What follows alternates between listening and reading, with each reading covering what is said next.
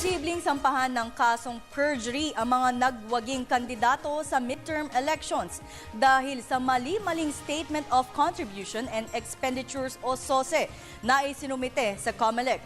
Ito'y sa kabila ng sapat na panahong ipinagkaloob sa kanila ng poll body para ayusin ang kanilang SOSE. Matatandaan nitong nakalipas na linggo pinababa ni COMELEC Chairman Sixto Brillantes ang mahigit 400 politiko dahil sa kabiguan nilang magsumite ng tamang SOSE.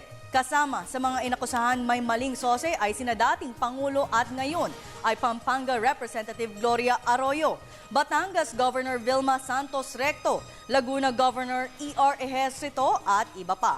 Ayon kay Brillantes, hindi maaaring baliwaliin ang kanilang mga panuntunan dahil ito ay pinanunumpaan noong naghain ng kandidatura ang mga politiko. Samantala sa Kamara, binigyan lamang ni House Speaker Feliciano Belmonte ng hanggang bukas ang mga kongresista na ayusin ang kanilang mga dokumento. Nabatid na 20 kongresista ang nagsumite umano ng mali at kulang na SOSE.